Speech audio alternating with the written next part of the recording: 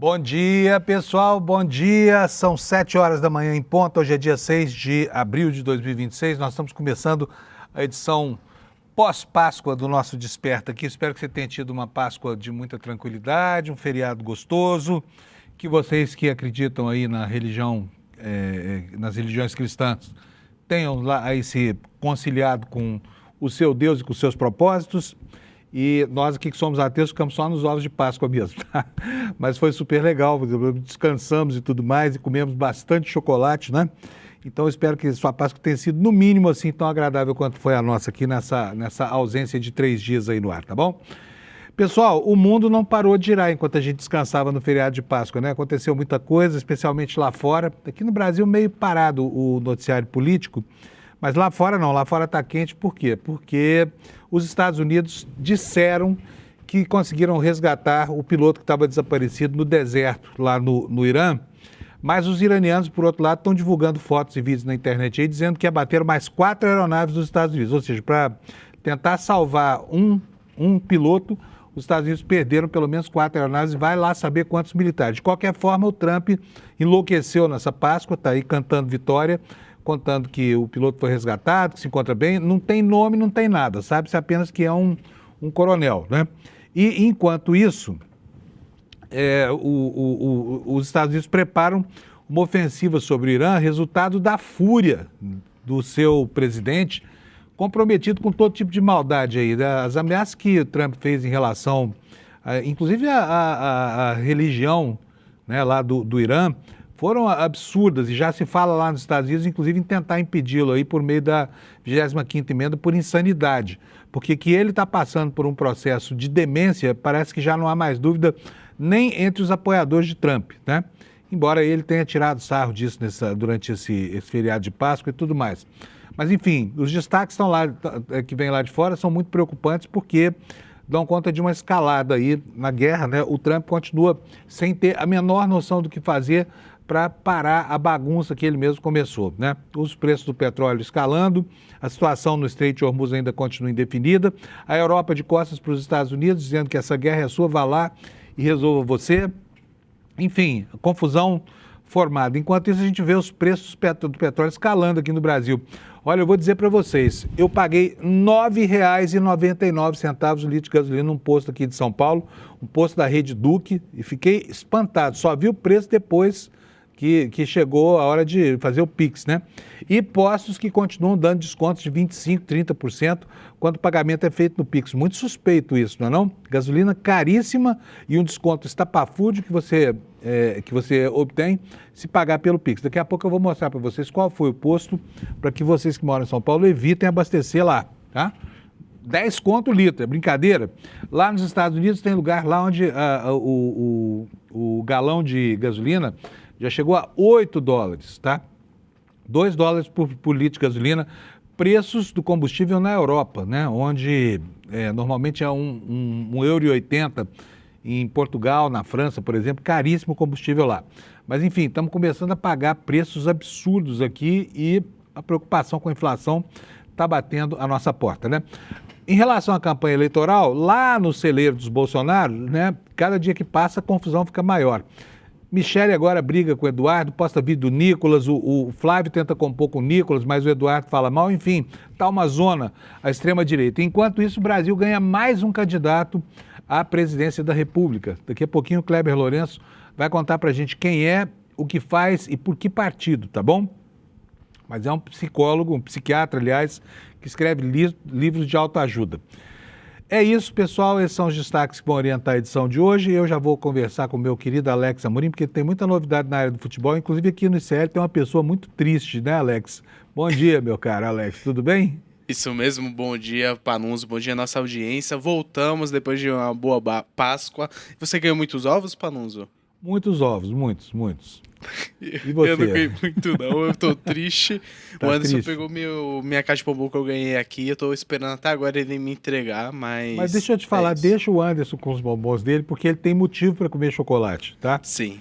Ele tem motivo. O time dele tomou uma lavada e ainda perdeu o técnico. Ele está aí do seu lado, né? Eu tô até com medo de dar essa notícia, porque vai sair briga aqui nos bastidores de série. Vocês não têm noção da tensão lá na área do Alex, na área da transmissão lá, né, Alex? Sim, o negócio aqui tá tenso. O Anderson chorou ontem em dobro, porque além do time dele perder e o treinador ser eliminado, ele estava lá na Neoquímica Arena, torcendo pro Coringão. E semana que vem vai ter Palmeiras e Corinthians. E eu acho que eu vou pagar o ingresso pro Anderson ir, porque ele é o famoso pé frio ali da torcida corintiana, Panunzio. É mesmo, é? Isso. Gente, vocês não têm noção da confusão que dá depois do programa aqui, tá?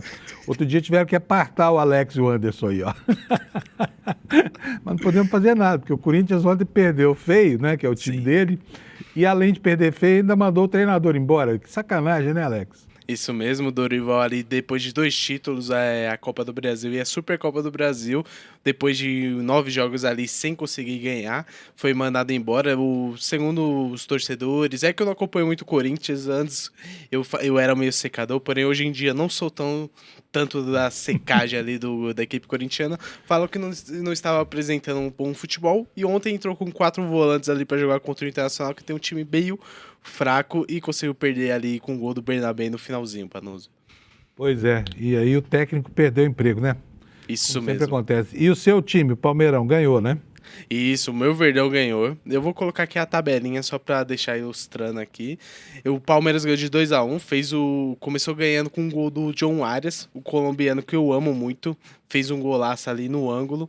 O Bahia conseguiu empatar ali com o zagueiro deles, porém no finalzinho do jogo teve um gol contra do argentino Santiago Mingo, e o Palmeiras conseguiu ganhar jogando fora de casa. Lembrando que fazia alguns meses que o Bahia não perdia em casa, fazia alguns jogos, e o Palmeiras conseguiu quebrar esse tabu ali da equipe baiana ganhando fora de casa, Panuso. Muito bom. E o meu Mirassol, como é que foi? Não foi bem? Eu tô achando que eu vou largar o Mirassol, viu, Alex? Tá difícil a minha vida como torcedor do Mirassol, sabe? Desde que eu declarei a minha paixão pelo Mirassol, ele só perde. Sim, o Mirassol perdeu de 1-0 pro Bragantino e é o novo lanterna ali do Campeonato Brasileiro, com apenas 6 pontos. Como é que um time vai tão bem no ano e no outro vai tão mal? Me conta isso. Isso mesmo, lembrando que teve uma grande reformulação, alguns jogadores que eram os pilares da equipe foram vendidos ali para outros clubes. O Danielzinho, por exemplo, está no São Paulo, então teve essa demandada, e os jogadores novos que eles contrataram não conseguiram empenhar um bom papel na campanha histórica do ano passado, Panuso. Tá bom, alguma notícia do Berlândia Esporte Clube aí, não? Sim, eu vou tirar aqui da tela o Uberlândia Esporte Clube, que a gente estava cogitando qual seria o patrocinador master ali, que teria comprado os direitos do clube ali, o seu antigo clube de coração, né, Panuso? Foi efetivado. Não, eu tô voltando pro Uberlândia, eu vou largar o Mirassol. Não aguento mais tanta zoação pra cima de mim. Então, abandonei o Mirassol. Vai lá, voltei pro Uberlândia. O Panuso, segundo que a gente não fala o nome das empresas, ele vai torcer pro Lândia Esporte Clube, porque o Uberlândia foi vendido pela Uber, e agora... foi a Uber? Mas foi. não era o Red Bull? Isso, tava aquela confusão de informação ali no Twitter, algum falando que seria a Uber, depois seria aquele patrocinador de energético, porém a Uber efetivou a compra ali, e o Uberlândia Esporte Clube agora vai se chamar Uberlândia Esporte Clube, só mudando a grafia ali, Uber no início, eles colocaram os name rights ali da empresa de aplicativos de transporte para não usar. Esse merchan aí vai ser difícil a gente falar, porque é o nome da cidade, como é que vai fazer, né? Vai ter que chamar de Lândia. E o pessoal de lá fala que é a terra do Uber mesmo. Mas olha, começou bem essa parceria, porque o Uberlândia venceu, ele está disputando a Série D do Campeonato Mineiro, bem lá no fundo do poço. Sim. Ele venceu um time, eu tenho certeza que você conhece, Alex, chamado Abecate Ouvidorense. Sim, conheço. Conheci hoje através de você, Panuzio. Agora, você acabou de conhecer, né? Sim, tá sim. Bom, beleza, pelo menos já conhecemos os dois. Então, parabéns pro Uberlândia, venceu o importante ABCAP na Série D do Campeonato Mineiro, tá indo bem. Parabéns. E agora eu sou patrocínio da Uber. Beleza. Sim, isso mesmo, Panuzio. E antes de finalizar, se você quiser ver onde seu time terminou a tabela, dá um pause aí, mande pros seus amigos. O Palmeiras é o líder com 25 pontos e eu fico feliz com essa notícia, Panunzio. E eu preciso alertar o público que o nosso comentário esportivo é palmeirense roxo, tá? Ele fica feliz. Só lembrando que no ano passado foi a mesma coisa. O Palmeiras ficou lá em cima o tempo todo, chegou nas 2 últimas partidas e ele afundou, assim, ó. Perdeu tudo pro Flamengo, né? Sim, porém esse ano não estou sendo clubista 100% correto, hein, Panunzio? Bom programa. Para nós, Alex. Beleza, viu? Obrigado. Pessoal, vamos ver a meteorologia como é que vai ficar, porque o outono chegou chuvoso, né? O outono tá engraçado, porque no verão choveu pouco, agora no outono tá uma chuvarada danada. E tem até avisos meteorológicos aqui do INMET. Olha, tem 1, 2, 3, 4 avisos aí na tela hoje, todos eles avisos de chuvarada, né? O mais importante de todos é aqui no Rio Grande do Sul, né? Continua enfrentando lá tempestades e hoje vai ter praticamente em todo o estado. De Erechim para baixo vai chover em tudo quanto é lugar lá do Rio Grande do Sul, tá? E nós temos aqui uma área de chuva que passa aqui pelo sul de Minas, Triângulo Mineiro e vai até o norte do país e outra concentrada ali entre Aracaju e Salvador, tá? Essa é a previsão do tempo. Então, nessas regiões em amarelo aí, os alertas são um pouco mais severos, mas nada muito importante, né? Afinal de contas, estamos no outono, que é aquela estação verdinha, fria e seca. Acontece que o frio não chegou direito e a seca também não. E olha, no mapa da previsão do INMET, nós vemos aqui que tem no coração do Brasil um dia ensolarado previsto, né? Apesar de que nessa área aqui de Minas Gerais tem um alerta de temporal também. Mas isso aqui não podemos esquecer que é para a parte da manhã. Eu vou até atualizar o mapa aqui, botar o mapa da tarde, se é que ele vai entrar. Aí entrou. Então nós vamos ter, à tarde nós vamos ter chuva menos no interior da Bahia inteira e parte do Nordeste. O restante do Brasil chove durante essa segunda-feira. Vamos para as temperaturas agora. Olha, em Porto Alegre, nuvens, pancadas de chuva, temperatura máxima de 28 graus. Em Florianópolis, a mesma previsão, com máxima menor, 23 graus. Em Curitiba, a temperatura vai a 27. Em São Paulo, onde está previsto chuva a partir das 2 da tarde, 28 graus de temperatura. No Rio de Janeiro, vai fazer 31 graus, outono quente, também chove por lá. Chove menos em Vitória, com temperatura de 30. Em Belo Horizonte, a temperatura vai a 28. Em Brasília, o pessoal vai se despedindo das chuvas, ó, dando tchau, porque já começa a secura lá em Brasília, né? 29 graus Celsius de temperatura, um mínima de 19, quer dizer, uma madrugada tranquila, um dia quente. Em Goiânia, mais quente ainda, com 32 e alguma chuva. Em Campo Grande, a temperatura vai chegar a 34 graus, a 37 lá em Cuiabá. Pelo amor de Deus, Cuiabá já começa a ficar a terra do calorão, né? Porto Velho, 30 graus Celsius, chove bastante. Rio Branco também chove, temperatura máxima de 29. Em Manaus, vamos ter 32. Em Boa Vista, 34 graus. Em Macapá, 30. No Pará, em Belém, teremos 32. Em Palmas, capital do Tocantins, 30 graus. Aí vamos para o Nordeste. Em São Luís vai fazer 29 graus com chuva. Em Teresina, 30 graus Celsius. Fortaleza vai ter 31. Não chove em João Pessoa, onde a temperatura vai chegar a 32, nem em Natal. Em Recife, a máxima será de 31, nuvens, também não chove. Em Maceió, 32, dia de sol. Em Aracaju, pode chover com 31 graus de temperatura. Em Salvador, 32 graus de temperatura máxima. Pancadas de chuva estão previstas para hoje, tá bom? Esses são os destaques da nossa previsão do tempo aqui. Você já sabe como é que vai ficar aí na capital do seu estado. Imagine como será na sua cidade. Pessoal, vou mostrar para vocês agora os destaques na capa do ICL. Nós começamos aqui com uma notícia sobre a articulação para eleição, né? E lá nos Estados Unidos estão acontecendo alertas em relação à possibilidade de interferência americana, interferência solicitada pelo clã dos Bolsonaro, o clã entreguista, né? E está aí querendo que o Trump bote as garras no processo eleitoral aqui, trazendo de volta o fantasma daquilo tudo que aconteceu a partir de 2018, quando essa gente, com medo da derrota eleitoral, passa a espalhar por aí suspeitas sobre a qualidade da nossa urna eletrônica, né? De tudo de novo, quer dizer, o velho enredo continua sendo executado aí pela banda marcial do bolsonarismo, tá? E a manchete é essa que você está vendo. A articulação atua para frear o lobby do clã Bolsonaro nos Estados Unidos contra a democracia no Brasil. Senadores, deputados e órgãos públicos dos Estados Unidos estão recebendo informações e alertas sobre os riscos de uma ingerência de Trump aqui em território brasileiro. Assunto número 2, a delação premiada de Vorcaro, tão esperada, né? E ainda não começou direito esse processo aí. E a nossa manchete sobre isso é: a Suprema e Procuradoria-Geral da República prevêem dilemas se a delação de Vorcaro implicar Toffoli e Moraes. Aliás, tem mais notícias aqui sobre essa dupla hoje no jornal Estado de São Paulo, né? Uma notícia da conta do patrimônio imobiliário do ministro Alexandre de Moraes, que cresceu mais de 23 milhões nos últimos anos, dele e da mulher, e a outra notícia da conta das viagens de Toffoli nos jatinhos do Vorcaro. Foram pelo menos 3 viagens para o Itaiaia em aviões de Vorcaro, que aliás era sócio dele por meio do Fabiano Zettel, né? A situação da credibilidade do Supremo está muito, muito complicada mesmo, e os ministros não dão mostra de que vão arrefecer na tentativa de proteger os seus pares da investigação, para que a sociedade possa saber de que maneira um ministro do Supremo que ganha 46 mil reais de salários brutos consegue enriquecer no Brasil. Enriquecer, que é o que está acontecendo por lá, tá bom? Nos destaques secundários, olha, informação aqui sobre a eleição lá no Rio de Janeiro.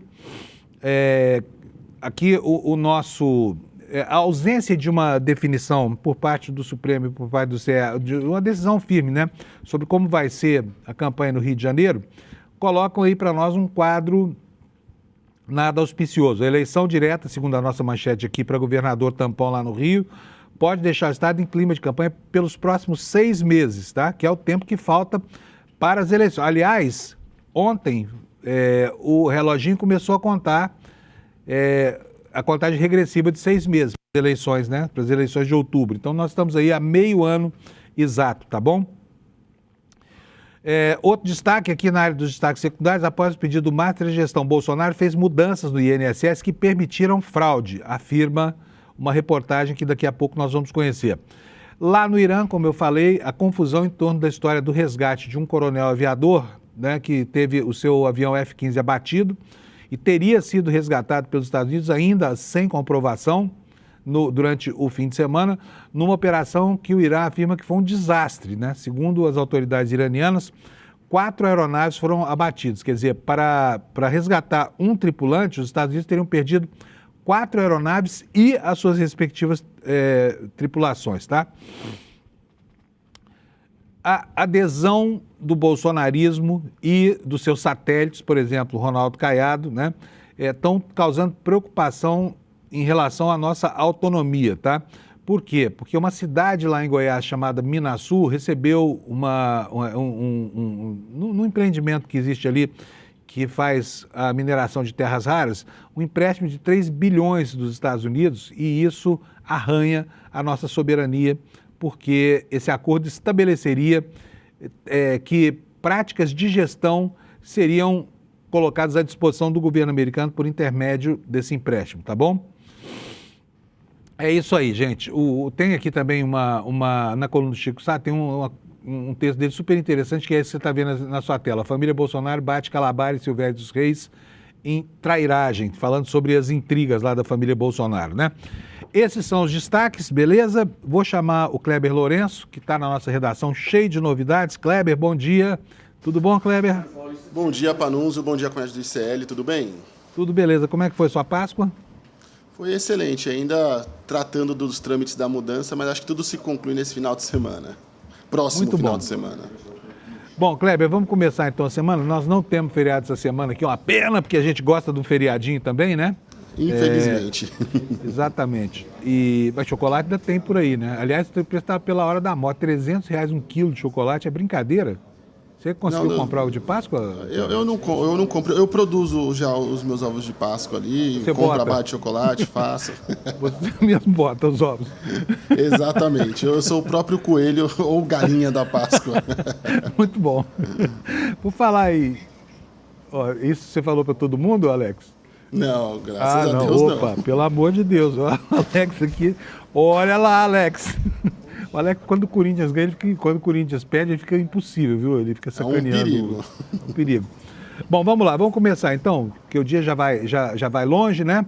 Vamos começar falando sobre a relação que existe entre a crise lá dos Estados Unidos, as ingerências americanas e a Agência Brasileira de Inteligência. Qual é a boa, Kleber? E se a gente comentou um pouquinho sobre isso na semana passada, a gente passou rapidamente, mas trazendo mais detalhes sobre isso, eu conversei com os servidores da Agência Brasileira de Inteligência e eles já dão como certa que após os Estados Unidos resolverem ali a crise no Estreito de Hormuz, Irã, conseguirem alguma conclusão para aquela confusão na qual eles se meteram no Oriente Médio, a mando de Israel, vale lembrar ali que os Estados Unidos não tinha nada de interesse naquela região, não tinha nenhuma preocupação, mas Donald Trump, como um bom ali sabujo de Benjamin Netanyahu, acabou atendendo aos pedidos ali e entrou naquela confusão. Mas os agentes da ABIN, ou melhor, os servidores, como eles preferem ser ali referidos, afirmam que o Brasil vai ser sim o próximo alvo. Eles não têm dúvidas disso, de que o Donald Trump e sua administração vão voltar o seu foco para o Brasil, para o processo eleitoral brasileiro, principalmente por conta ali dos interesses que eles têm no Brasil relacionados também a terras raras, ao desenvolvimento tecnológico. Você falou agora há pouco sobre a questão também do Ronaldo Caiado, que num movimento ali em Goiás de uma lei que flerta com a ilegalidade e com a improbidade administrativa, aí quase não saiu, quase que destinou as terras, deu de mão beijada terras raras para governos estrangeiros, porque foi basicamente isso que aconteceu ali em Goiás. Então, todo esse caldo de interesses, a mudança de regime para que venha um presidente, um líder mais favorável aos interesses dos Estados Unidos, estão no radar dos norte-americanos e, segundo os agentes da ABIN, isso vai acontecer sim, e já tem ali na fila de prioridades, o Brasil deve estar nas primeiras urgências. Vale ressaltar também que, no final do ano passado, a ABIN lançou o relatório Desafios da Inteligência para 2026. A gente falou um pouquinho sobre esse relatório aqui no Desperta também, Panunzio, e nele já falava que alguns dos desafios que teríamos para a soberania nacional e a democracia do Brasil estava ali a interferência estrangeira nos processos eleitorais. Então, é algo que os servidores da ABIN falam em off de caráter reservado, mas que há documentos e publicações oficiais da própria agência também alertando para esse risco. No caso desse relatório, não chega a apontar diretamente os Estados Unidos e a gestão Trump, mas, diante da conjuntura, fica claro ali quem seria o risco para a nossa democracia neste ano, Panunzio.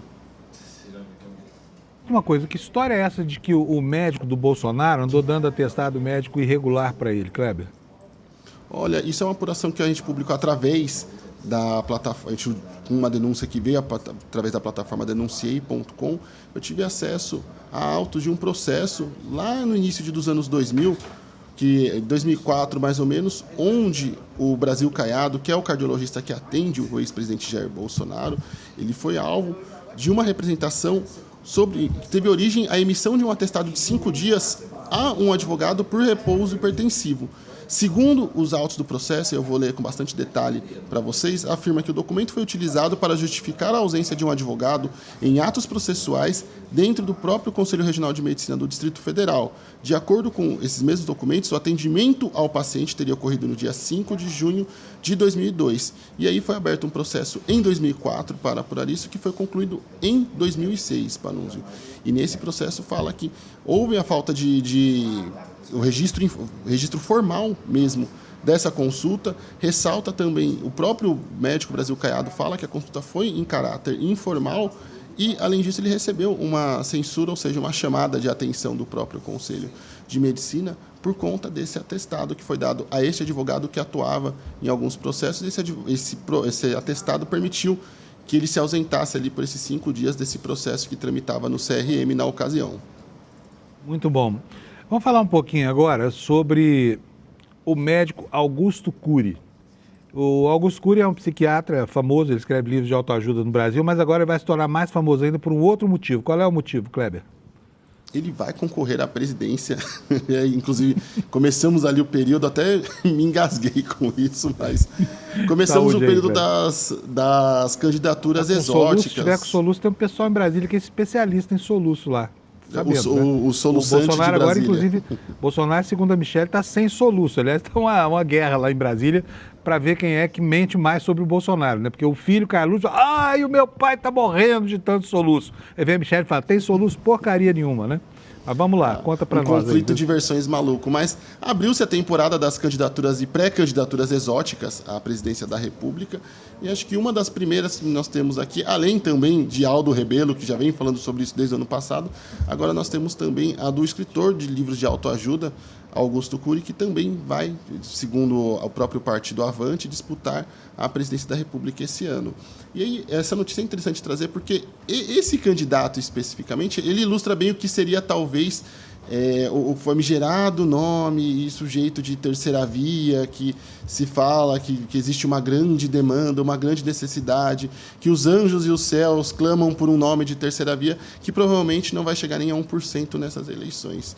Essa notícia é interessante também trazer ela, porque ela mostra que, ao contrário do que muitos indicam e ficam ali, tanto na imprensa quanto também em setores do mercado financeiro, a lamentar que o Brasil não sai da dita polarização porque não temos uma grande oferta. Na verdade, sim, a gente vem batendo nisso há várias semanas.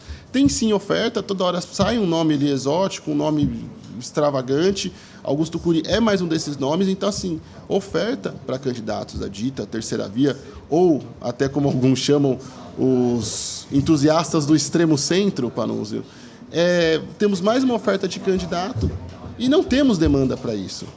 Então, mais uma vez, é mais uma candidatura que traz para reforçar isso. Não há qualquer tipo de demanda, apesar do que se fale ali aos quatro cantos, para uma terceira via. Nós temos candidatos em demasia que nunca chegam em mais de 1%. Alguns, os mais afortunados, chegam em 4%, 3%. E, olhe lá, Panunzio. Mas é mais uma candidatura para a gente acompanhar ali também como vai ser a terceira via nessas eleições. Tão aclamada por 5, 6 ou um grupo de gatos pingados na imprensa e no mercado financeiro. Olha, eu queria entender o que o Augusto Cury é, porque essa história de centro é a maior conversa fiada. Ninguém é de centro no Brasil. Esse negócio de centro...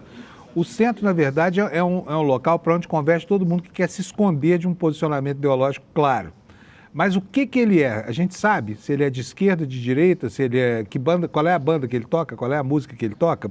Porque o que a gente sabe sobre ele é pouca coisa. Apesar de ser um cara famoso pelos livros, um deles até virou filme, né? Pelas mãos do Jaime Monjardim. Agora, e da briga dele com Paulo Coelho, porque os dois rivalizam em torno de quem é o autor mais vendido no Brasil. Agora, ainda que seja, ele não é conhecido o suficiente para ocupar espaço na seara política, né, Kleber? Mas conta para nós, ele é de esquerda, de direita? De que diabo de coisa é o Augusto Cury? Olha, alguns livros dele já viraram filmes com algumas bilheterias de certa relevância. E, assim, dentro dos posicionamentos dele político, afinal de contas é uma pessoa com uma atuação política fortíssima nos últimos anos, né? Imagino. Alguém ali... de falar o nome dele no noticiário político aqui. Exatamente. É um cara que não só se fala em outra coisa em Brasília, mas, enfim... ele deixa muito claro que talvez, se houver uma figura ou um posicionamento de centro, talvez seja o dele, já que ele não, assim como você bem disse, Panunzio, não deixou um posicionamento claro sobre nada, nem em pró, nem a favor de qualquer coisa que seja. Então, talvez ali esse seja o posicionamento dele, o extremo centro do nada. É o famoso buraco negro da política, né? Aquele que caminha para o centro sem... Enfim, mas todo mundo tem direito de disputar uma eleição se tiver um partido, no caso dele, o Partido Avante, não é isso? Isso. É o Avante, né? Pois é, o Partido Avante é um partido de direita. Então, é um partido mais alinhado à direita, mas todos esses nomes de centro, candidatos de centro, elas sempre são ali, tendem à direita. Então, boa aquilo, sorte. Nem à esquerda, nem à direita, mas sempre à direita. Boa sorte para o Augusto Cury na sua campanha presidencial. Nós vamos ver... Sabe, nós tivemos alguns personagens assim que foram personagens coadjuvantes, né? Antônio Hermílio de Moraes, Silvio Santos e Companhia Limitada, nunca se deram bem em eleição nenhuma, né? Talvez o Augusto Cury venha a ocupar esse espaço no noticiário, o espaço da anedota política, né? Vamos observar. Isso, Kleber. Mais alguma coisa ou por hoje é só? Não, só peço para o pessoal ali, quem ainda não é assinante, assinar a nossa revista Liberta, onde está a apuração que eu fiz esse final de semana sobre o médico do Bolsonaro, o Brasil Caiado. Então está lá na reserva exclusiva, editada ali esplendorosamente pelo nosso Luiz Costa Pinto. Então também está lá essa apuração, vale vocês conferirem. Quem não é assinante, vale assinar, mas essa apuração específica está aberta também para quem não é assinante dar uma conferida. Maravilha, Kleber. Brigadão, tá? Imagina, boa semana para nós. Igualmente, Panunzio. Tchau, tchau. Vamos aqui um pouquinho pelo noticiário internacional, gente.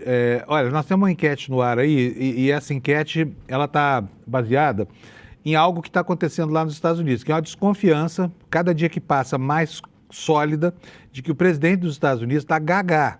Gagá de tudo. O termo técnico é demência frontotemporal. É um quadro que acomete alguns idosos, né? O cérebro começa a encolher na região das têmporas, na região frontal, e aí a pessoa perde as fronteiras morais e começa a falar disparates, assim. O que o Trump tem feito realmente é um absurdo. Eu vou mostrar para vocês aqui, peraí que eu preciso abrir aqui o meu software aqui, mas ele fez ofensas durante esse feriado que são uma coisa tenebrosa, sabe? São uma coisa tenebrosa. Vamos ver se eu consigo aqui mostrar para vocês. Se não conseguir, eu acho não, porque o meu computador, infelizmente, reinicializou aqui sem que eu determinasse e eu perdi aqui. Mas ele fez um post na Truth Social que foi um negócio aberrante, sabe? Ofendendo, enfim, a religião muçulmana. Eu vou procurar aqui e já mostro para vocês. E aí nós temos aqui essa enquete no ar. Ela está ancorada no noticiário internacional de hoje, que está muito forte, tá? Donald Trump consegue terminar o mandato nos Estados Unidos? Aí, a primeira resposta, sim, mas com muitas outras guerras. Sim, mas com menos poder. Ou não, vai sofrer impeachment. Eu tinha sugerido uma enquete diferente dessa aqui, ficou diferente. Uma enquete mesmo sobre o estado mental do Trump, né? Então, mas está aqui para você, ó, Donald Trump consegue terminar o mandato nos Estados Unidos, você acha? Porque ele corre o risco hoje, não é um risco pequeno, entendeu? De ser impedido com base na 25ª emenda, por insanidade mental, por incapacidade mental de continuar governando aquele país, né? A opinião pública americana começa a se dar conta de que alguma coisa não está certa com ele, tá bom? Então, espero que você responda aí a nossa enquete que está no ar, no canal do ICL. Aonde que está isso? No Instagram ou no Twitter? Tá no YouTube. A enquete nossa está no YouTube. Então, beleza. Responde lá a gente tá louco para conhecer a sua opinião, tá bom? E, enquanto isso, vamos falar um pouquinho sobre o noticiário internacional. Já vem o Lula aí, hoje vai conversar com a gente um pouco sobre isso também. Esse fim de semana foi pautado, né, por uma guerra de versões aí com relação a uma operação militar que os Estados Unidos promoveram no interior do Irã com o objetivo de resgatar aquele piloto que estava sumido. Diz o Trump que foi bem sucedido. Não apresentou prova nenhuma ainda de que foi bem sucedida. De qualquer forma, do outro lado, a narrativa é o oposto, tá? É o oposto, é completamente diferente. O que diz a narrativa do Irã? Que 4 aeronaves americanas foram abatidas nessa incursão por terra que foi feita. Ali é uma operação no mesmo modo da Venezuela, né? Que segundo os Estados Unidos foi bem sucedida, segundo o Irã foi mal sucedida. Eu pedi, inclusive, para a gente resgatar aqui um vídeo que mostra uma dessas aeronaves destruídas. Pode rodar para mim, por favor, Alex? Vai calçar já o vídeo aqui? Bom, tá aí, olha aí. Ó. Esses seriam destroços de um helicóptero dos Estados Unidos. Vocês podem ver aí, olha, as hélices aparecem com muita nitidez, né? E aí os destroços da aeronave sendo vistoriados por soldados do Irã. Então, segundo o governo iraniano, foram 4 aeronaves destruídas, mas eles só mostraram essas imagens aí relativas a um único helicóptero. É o helicóptero daqueles grandões que tem 2 hélices, enfim. E estão dizendo que esse helicóptero é o helicóptero do governo dos Estados Unidos. Então, para resgatar um tripulante de um F-15, os Estados Unidos teriam perdido 4 aeronaves e mais as tripulações que teriam sido abatidas aí pela artilharia do Estado de Israel, do Estado do Irã. Eu vou chamar o Lula, porque eu quero conversar com o Lula sobre essa situação lá fora. Oi, Lula, bom dia, meu caro. Tudo bem? Bom dia, Fábio. Bom dia quem nos assiste e quem nos ouve. Muitos ovos na Páscoa, poucos ovos? Não, poucos. Comedimento. Comedimento, O meu comedimento foi um comedimento, foi esquecer de não ganhar nem um ovo de Páscoa, Lula. Olha só como é que é um sujeito abandonado pelos coelhos. Enfim, Lula, vamos conversar um pouquinho sobre a situação lá fora, sobre a situação no Irã, porque essa guerra, como toda guerra, aliás, ela está provocando, assim, um espetáculo de dissonância cognitiva. O nível de manipulação nas informações é absurdo. No Irã, por causa da censura, e nos Estados Unidos também por causa de versões estranhas e por causa de uma certa censura que existe sobre assuntos militares importantes lá. Me conta uma coisa, como é que a gente acha o fio da meada da verdade em tantas informações desencontradas? Fábio, é um clichê dizer que nas guerras a verdade é a primeira que morre. Isso aconteceu agora no Irã, vem acontecendo no genocídio palestino, né, que é promovido pelo Estado de Israel. Isso acontece na guerra Ucrânia-Rússia, e então não é novidade, né, nós constatarmos que o autocrata norte-americano, me recusarei a partir dos últimos tempos a chamar Donald Trump de presidente. Ele é um autocrata de um regime que caminha para se tornar uma ditadura, um confronto às liberdades democráticas e às instituições democráticas nos Estados Unidos. Ele trabalha, ele opera com fake news. E foi o que aconteceu nesse episódio do possível resgate de um piloto de um dos 2 caças americanos abatidos neste fim de semana no Irã. As 2 outras aeronaves que foram destruídas foram 2 helicópteros da operação de resgate desse piloto que terminou caindo ferido em território iraniano. Houve mortos nessas quedas de aeronaves. Os mortos foram esquecidos lá. Mas um piloto com vida, um militar com vida, saído de uma aeronave abatida, ele se torna um trunfo de guerra na mão do inimigo, e ele vai virar, então, um elemento a ser negociado, né, na mesa de transações da paz, que é o que está acontecendo. O presidente americano estabeleceu o prazo de amanhã, terça-feira, para que o Irã abra o Estreito de Hormuz, né, ao comércio internacional de petróleo e de tudo mais. Isso não está em tela. O Irã continua administrando a passagem dos navios mercantes, petroleiros sobretudo, pelo Estreito de Hormuz, né, e beneficiando China, Rússia e França, né, Espanha, né, para falarmos de países europeus, e vem, então, colocando no cenário de negociações internacionais parceiros diplomáticos que ele precisa ter nessa mesa de negociação para expor ao mundo, né, a irracionalidade dessa guerra do Trump, que enfrenta nos Estados Unidos uma crescente resistência, né, a essa guerra que ele criou. E que ele criou em razão dos fantasmas que povoam a sua mente doentia, né? Então, nesse cenário, o Trump avançou alguns sinais nesse fim de semana, né, no sentido de mostrar que ele está preparando o mundo para o cometimento de crimes de guerra, que são a destruição da infraestrutura civil do Irã, né? A guerra já é em todo ilegal, mas agora o Trump está ameaçando destruir pontes, hospitais, usinas hidrelétricas, usinas termoelétricas, usinas nucleares que fornecem a força, que fornecem a energia elétrica necessária para o funcionamento do país. Um país que tem 93 milhões de habitantes. E também usinas de dessalinização de água, que é algo fundamental naquele universo, né, naquele ecossistema muito peculiar do Oriente Médio.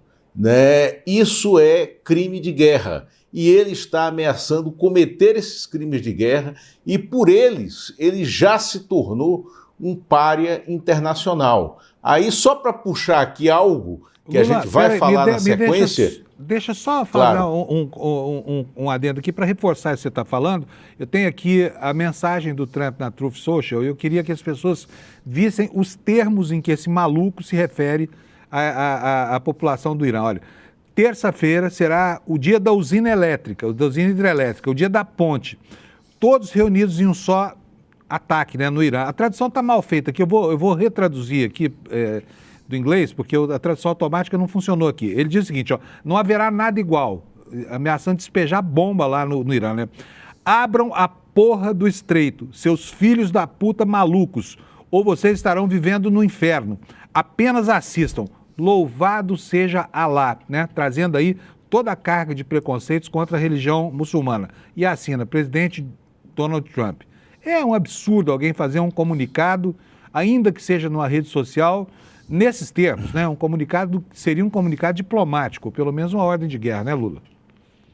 Exatamente. E aí eu quero fazer o link com a nossa guerra particular aqui no Brasil, que está nas ruas. É a guerra com diversas batalhas, né, da eleição presidencial desse ano, aonde nós temos um candidato que defende em todos os fronts todas as teses do Donald Trump, que é o Flávio Bolsonaro, né?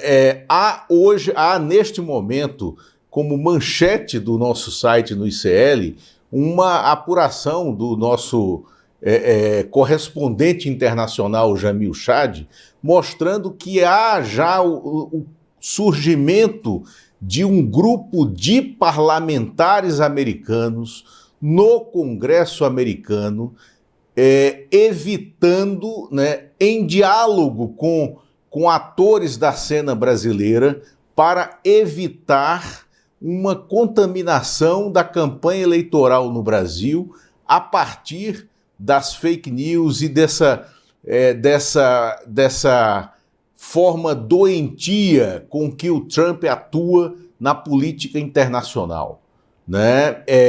E nós temos hoje um candidato a presidente da República no Brasil, que é o Flávio Bolsonaro, do PL, que está disposto e disponível, né, para o desfrute do Donald Trump, a defender, inclusive, o fim de políticas econômicas bem-sucedidas no Brasil, como o uso do Pix, que é visto pelo Donald Trump como uma afronta à estratégia comercial das operadoras de cartão de crédito dos bancos americanos, para criar uma guerra cultural que chegue aqui e que pode redundar como a transformação, né? É a transformação que não é meramente semântica, né? Dizer que PCC e Comando Vermelho são organizações terroristas. Isso é a abertura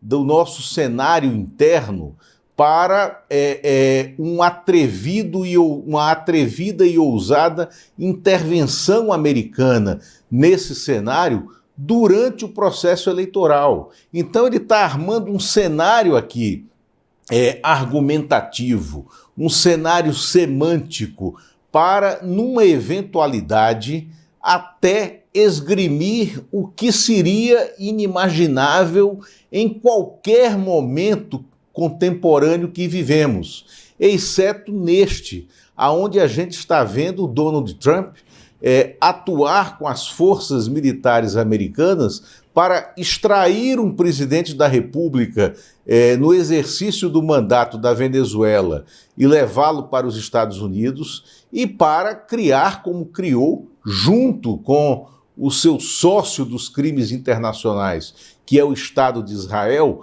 criar um front de guerra, uma guerra não só genocida, mas uma guerra de destruição total de uma civilização como é a civilização persa, que tem 6.000, 7.000 anos de história, né? E num país que tem quase 100 milhões de habitantes, né? Tentando tensionar todos os outros países que foram aliados em outros momentos da história dos Estados Unidos para que entrem nessa guerra. Então, nesse cenário, nós temos aqui no Brasil um candidato a presidente da República que, na verdade, está dizendo: vamos sair da nossa personagem de defesa nacional para aderir incondicionalmente às loucuras do autocrata americano. Em síntese, e lendo nas entrelinhas o que nós vivemos, é o que temos hoje, Fábio, nessa campanha eleitoral brasileira, em que o Flávio Bolsonaro, agora, a partir de hoje, começa a ser exposto para ser desnudado, né, nesse cenário que será uma longa corrida de maratona até o primeiro turno em outubro, né, desse ano, daqui a 6 meses. E eu te falo, esse início não será fácil para ele. Então, aquele Flávio em franca ascensão nas pesquisas, aquele Flávio que tirava o sobrenome Bolsonaro do seu material de campanha, inclusive com a adesão de alguns comentaristas da política em outros canais, aqui não, ele agora está nu, né, e está tendo que ser submetido a esse confronto de posições, inclusive com a sua adesão rastaquera, né, às loucuras do Donald Trump. Muito bom. Olha, eu quero falar sobre o Rio de Janeiro, mas eu queria pegar uma carona aqui com esse assunto, para a gente falar um pouco sobre a questão do Supremo. Hoje tem 2 reportagens no Jornal Estado de São Paulo, Lula, muito importantes, falando sobre mais denúncias de enriquecimento dos ministros lá. Então está aqui, olha, a primeira manchete na tela. Família de Moraes comprou 23 milhões e 400 mil em imóveis nos últimos 5 anos e triplicou o patrimônio, né, graças ao escritório, principalmente da Viviane Barsi. E tem uma outra notícia aqui sobre o Toffoli, de que ele, né, com essa história de taiaiá para cá, taiaiá para lá, o ministro Taiaiá usou aviões de empresários. E aqui empresários, quem são os empresários? Do Vorcaro, tá? Que era sócio dele, por intermédio de Fabiano Zettel, para ir para o seu resort pessoal, para o seu resort particular. Mas nós temos na revista Reserva Exclusiva deste fim de semana uma informação muito importante também. Eu vou pedir até, por favor, roda a vinheta para nós, Alex, por favor.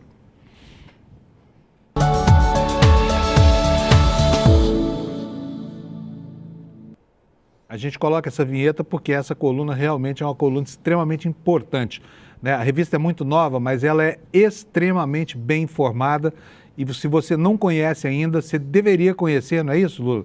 No nosso site aqui no revistaliberta.com.br. A revista está sensacional e a coluna dessa semana mais ainda. Mas o Lula que edita a coluna, ele abre com uma nota sobre o patrimônio do Toffoli, que assim como diz o Estado de São Paulo que Moraes ficou rico, ficou mais rico do que já era depois que virou ministro supremo, a mesma coisa aconteceu com o Toffoli e com outros ministros também. Mas tem um lá, a matéria não diz qual é, que está preocupado com o conforto das empregadas domésticas. Conta para nós o que é isso, Lula, por favor.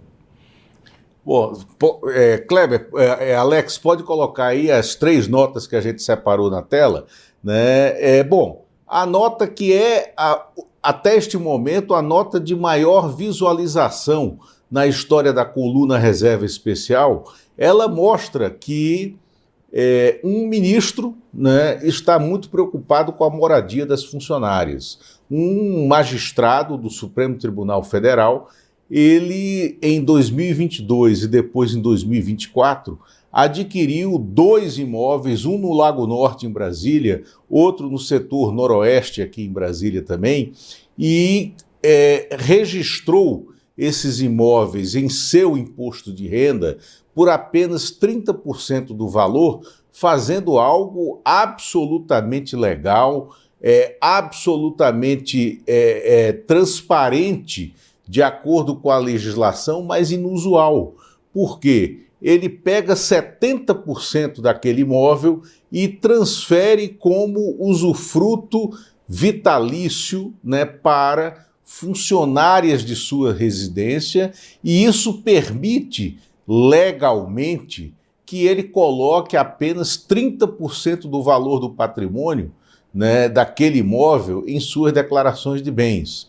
É um ministro do Supremo extremamente preocupado com o bem-estar de suas funcionárias, o que é legítimo, legal, mas inusual.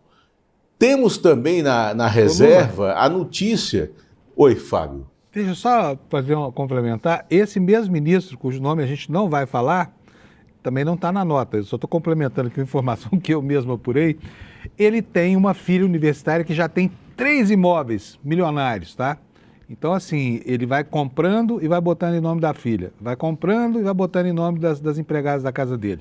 É o ministro, e tudo dentro da lei, tudo dentro da lei. Nada disso é crime, é apenas uma contabilidade muito criativa, né? Quem será que é esse ministro, hein, Lula? Né? E aí, nesse anticlima do Poder Judiciário em Brasília, o ex-ministro do Supremo, ex-ministro da Justiça, ex-ministro da Defesa, ex-ministro de 3 presidentes, Fernando Henrique Cardoso, Lula e Dilma, Nelson Jobim, advogado, né, muito bem sucedido em diversas áreas, foi relator da Comissão de Sistematização da Assembleia Nacional Constituinte, é hoje sócio minoritário do BTG Pactual. O Nelson Jobim está fazendo 80 anos este ano e iria fazer uma grande festa em Brasília e chamar todos os seus muitos amigos de diversas áreas dos 3 poderes da República e também da advocacia. O Jobim desistiu da festa. Ele desistiu da festa porque ele constatou, e é fato, que não há clima para essa celebração em Brasília neste momento. Né? E uma outra nota que vocês encontram lá, além da nota que o Kleber Lourenço já falou aqui um pouco antes, né, da minha vinda aqui ao programa, é a disputa que se dá em Goiás pela herança então, o industrial que era Valdecir, né? Valdecir Teles, que era o fundador do laboratório Teuto, né? Ele foi o primeiro marido da madrasta do atual governador goiano, Daniel Vilela. E hoje, a filha legítima da Flávia Teles, que é a madrasta do governador de Goiás, acusa a mãe de ter botado a mão na grana, num valor de até 18 milhões de reais, dessa herança. Então, esse é o cardápio inicial de quem se dispuser a mergulhar nessa coluna reserva exclusiva que tem se transformado numa das portas de entrada da revista Liberta. Muito boa a coluna dessa semana, espetacular. Agora, deixa eu te perguntar uma coisa. Última, eu queria saber de você, o que você acha que vai acontecer no Rio de Janeiro? Porque está um clima de campeonato de futebol. Nós vamos ter uma eleição dentro da outra, praticamente, não é isso, Lula? Isso. E na quarta-feira, dia 8, o plenário do Supremo Tribunal Federal define como será a eleição suplementar para um governador do Rio de Janeiro que leve o mandato até outubro, quando terá a eleição direta. O normal é que a eleição fosse indireta, feita pela Assembleia Legislativa, a Assembleia que, como todos nós sabemos, está contaminada pelas milícias, pelo crime organizado, pelo PL, pelo bolsonarismo, e que tinha definido como eleito o Douglas Ruas, do PL, que é o candidato do PL ao governo do Estado. Mas aí o TSE e o STF impediram que essa fosse a regra eleitoral do mandato tampão de um Estado que está sem governador. Eles mantiveram o presidente do Tribunal de Justiça no cargo, o Rodrigo Couto, né, que deverá ficar até o fim do processo. O Supremo Tribunal Federal agora vai decidir se a eleição será direta ou indireta para esse mandato suplementar. Mas surge no horizonte uma novidade, Fábio, é a manutenção, argumentando o desequilíbrio da cena política, a manutenção do governador tampão Rodrigo Couto, que é o presidente do Tribunal de Justiça, no cargo até outubro, e a definição de que, terminada a eleição do governo do estado do Rio de Janeiro em outubro, o governador eleito tome posse de imediato. Ele não espere o dia 1º de janeiro para a posse. Ele já assumiria provavelmente em novembro o governo do Rio de Janeiro, antecipando em 2 meses e dando uma solução salomônica a esse estado contaminado pelo crime organizado, que é o Rio de Janeiro. Então, quer dizer, nesse cenário nós podemos ou ter uma eleição direta, ou ter uma eleição direta ou não ter eleição nenhuma. Essas são as 3 hipóteses. Não ter eleição nenhuma para definir. Eu acho que essa é a tendência do Supremo Tribunal Federal. É dizer, olha, vamos manter o presidente do TJ no comando do Estado e depois a gente antecipa a posse do eleito em outubro. Pelo amor de Deus, que zona, hein, que virou o Rio de Janeiro. Que é isso? O eleitor bem informado do Rio de Janeiro de boa fé deve estar perdido no meio de tanta confusão. Lula, olha, valeu, obrigado, viu? Parabéns pela coluna. E a gente se encontra aqui na quarta-feira, então, tá? Na quarta-feira. Grande abraço. Tchau, Lula. Obrigado. Valeu, hein? Pessoal, nós estamos quase acabando aqui o programa. Já paramos aqui a nossa enquete. Deixa eu ver os resultados aqui no telão. Alex, por favor, projeta aqui para mim. Ele já vai colocar para a gente aqui. A questão que tá colocada, inclusive, não é só aqui nessa enquete, ela também lá nos Estados Unidos, né? Trump dá sinais claros de que tem um quadro um quadro cognitivo comprometido, talvez aí por uma demência frontotemporal, que aí pode, não sou eu não, que não sou médico, não sou nada, mas tem dezenas de especialistas aí indo o tempo todo para a internet falando, olha, o Trump tá gagá, ele tá com demência frontotemporal, ele não tem fronteira moral, ele é capaz das piores perversidades porque ele não há mais barreira no cérebro dele impedindo esses absurdos de se concretizar, né? Então o mundo estaria na mão de um maluco e a opinião pública americana começa a desconfiar que é isso mesmo. Por isso a pergunta, Donald Trump consegue terminar o mandato? As 3 opções aqui que a gente colocou de respostas, olha aqui, ó, 24%, só 1 em cada 4 de vocês acha que o Trump termina o mandato, tá bom? Outros 26% acham que ele termina mais com menos poder e metade das pessoas que responderam a nossa enquete, 50%, cravadinho, acham que ele não termina porque ele vai sofrer um impeachment. Eu, particularmente, acho que é essa terceira hipótese, tá?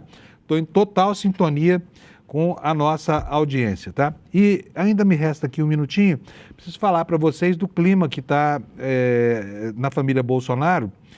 Vou pedir para o Alex colocar aqui para a gente bem rapidamente, porque eu preciso encerrar já. Olha, tá uma zona, né? Eduardo briga, Carluxo e Eduardo brigam com o Nicolas, a Michele posta um vídeo do Nicolas.